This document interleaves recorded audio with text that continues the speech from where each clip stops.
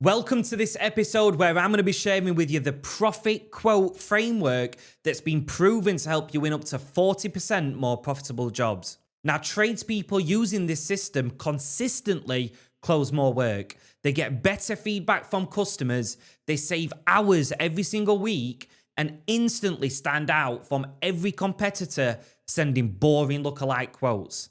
Now, right now, if you win 5 out of 10 quotes, then this can actually turn that into 7 or even 8 without doing any extra marketing.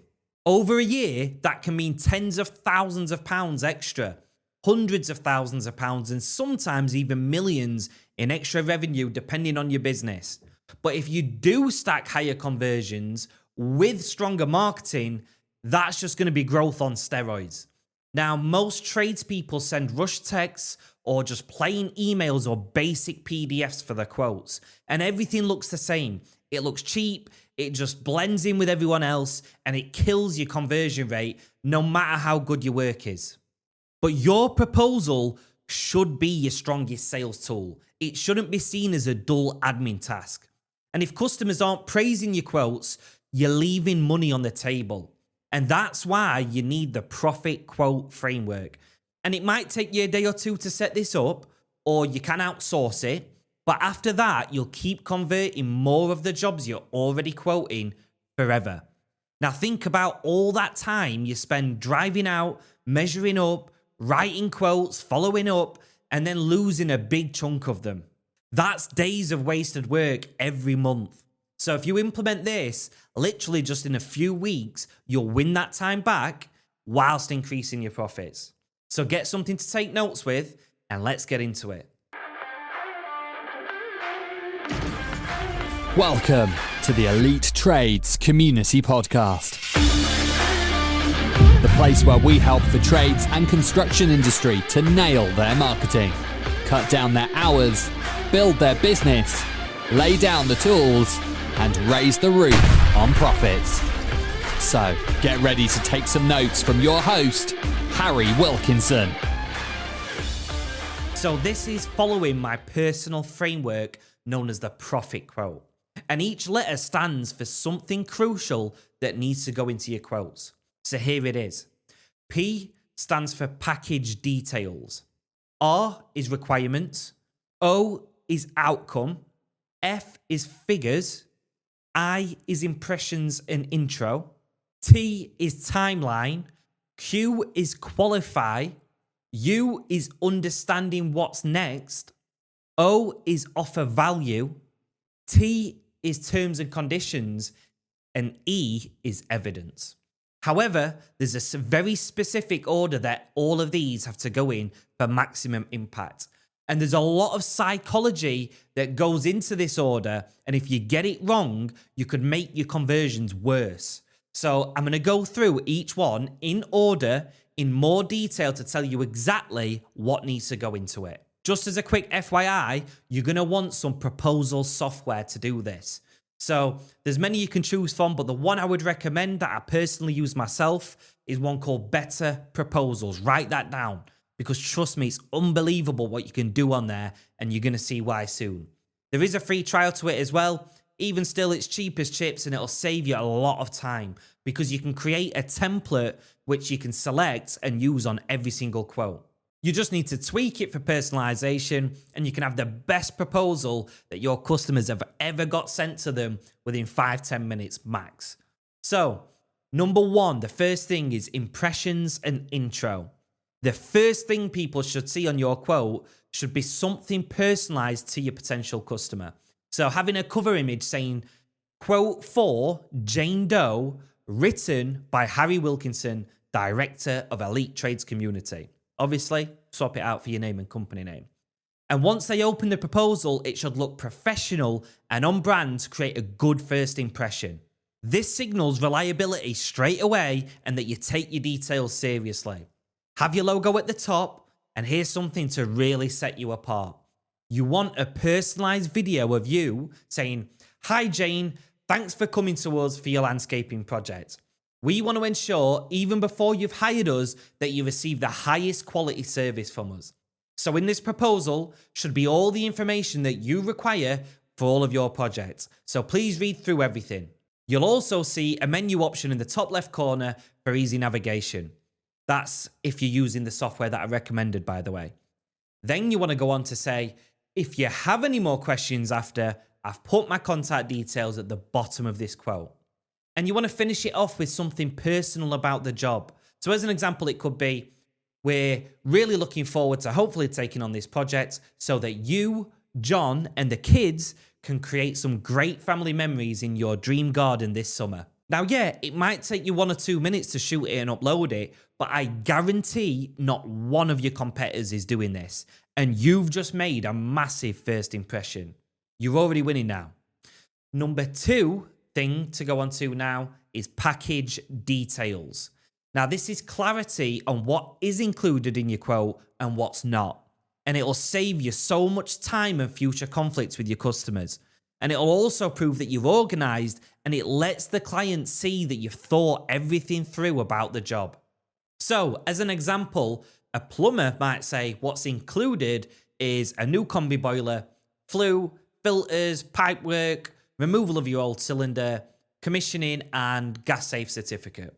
But what's not included is new radiators, a smart thermostat, or remedial plastering.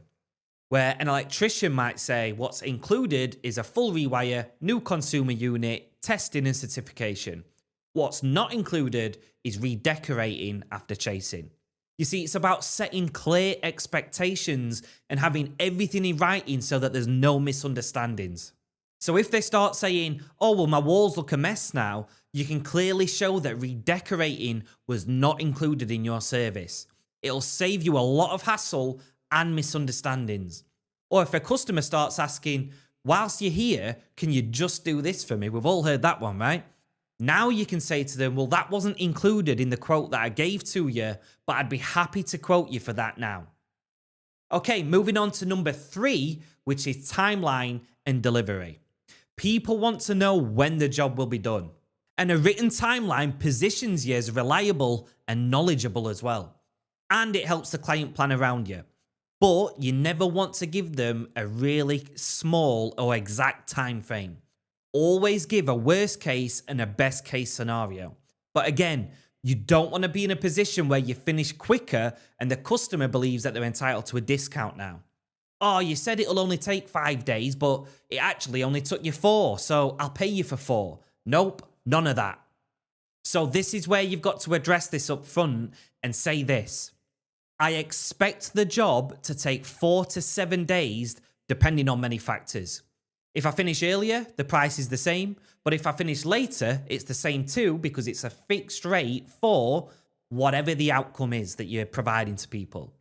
And then finish it on a positive by saying, so rest assured, you wouldn't be charged any extra.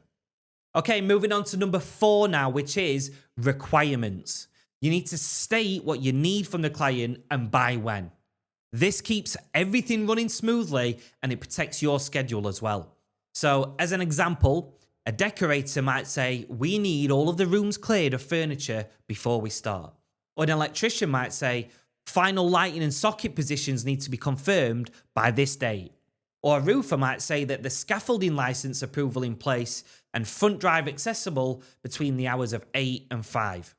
Now, this section reduces all of the delays, it shares the responsibility with the client, and it avoids those awkward conversations when a project begins to stall or because materials or decisions or something like that is missing. Moving on to number 5, which is outcomes. This is where you need to paint the picture of what life looks like once the job is now complete. Not the work you're doing, but the transformation that your customer is going to experience. So you need to show your craftsmanship here. You know, you can show it through before and afters or time lapses or clean walkthroughs with, highlighting your neatness or your organization and premium standards. Show what their world looks like before and what it'll look like after so that they can feel the difference instead of just reading about it. This is where you can talk about the pride that you take in your work, how you don't cut corners, how you use quality tools and the best materials, and how your finishes are built to last. Then you need to help them visualize how their space or their routine or their day-to-day experience is about to improve because of the decision that they're about to make. And when they can see the transformation clearly and emotionally connect with the end result, that's what wins them over. So use loads of pictures and videos here. And don't be afraid of showing a lot of them, because this is what your customers want to see. Quality and lots of successful outcomes from your product or service. Okay, moving on to number 6 now. This is evidence. You see, social proof in your quotes is crucial because people might not fully trust what you're saying yet. And in their minds, they're thinking, well, you're bound to tell me that because you want my money. But when it comes from a third party, someone else who's taken your services before, and you can showcase that, it becomes much more credible. So use as many video testimonials as possible. And if you don't have them, start collecting them as soon as possible. You want to use lots of written reviews as well, because they're quick to scan or read, so that even someone who's scrolling through a lot of this stuff, they can still consume that within a matter of seconds without having to play a video. And here's the key to a high impact testimonial or review. What you want to do is get or prompt your customer to handle typical objections on your behalf. So as an example, if a common objection is, I've got a cheaper quote, you could have a testimonial saying, Harry wasn't the cheapest, but he no doubt displayed his professionalism, quality of work, and customer service was far superior to anyone else that we were dealing with. For me, it's about quality, and that's what you get with Harry. He was levels above. I didn't mind paying a little bit more for the best service that I could rely on, rather than worrying about cowboys just throwing stuff up that's not built to last. You see, the person watching that video would relate to that, and it would start opening them up to compare you on value as opposed to price. You can also use case studies, which take your viewers on the journey of the actual customer. So explain their project, the challenges that they had, how you helped them, before and after pictures or videos. And of course, the customer stating the end result as a video testimonial. And you can mention big jobs here as well. Well-known buildings you've worked on, or celebrities that you work for too. And you should also use this section to showcase all of your awards or accreditations that again demonstrate your credibility. Okay, up next is offer value. So explain in your quotes why you're the best choice. Not by saying you're the best, but by showing distinct advantages. Now, really think outside the box for this if you can. List all of your unique selling points here, because this justifies premium pricing now. So as an example, if you're a roofer, you could offer drone footage before and after so that they can see the work themselves. If you're an electrician, you could offer thermal imaging for safety checks and a labeled consumer unit schedule. So for builders, you might want to state here that you've got a single point of contact, a weekly site schedule, progress photos that are posted to a shared folder. Or if you're a plumber, you could say, all workmanship guaranteed for 12 months, and any leaks will be fixed within 48 hours at no cost. Or a landscaper might say, we offer a 3-month check-in visit to assess all your settling and joints. Even stuff like just saying, we promise to take our shoes off on your carpets, clean up at the end of every day, be polite, courteous, and always professional.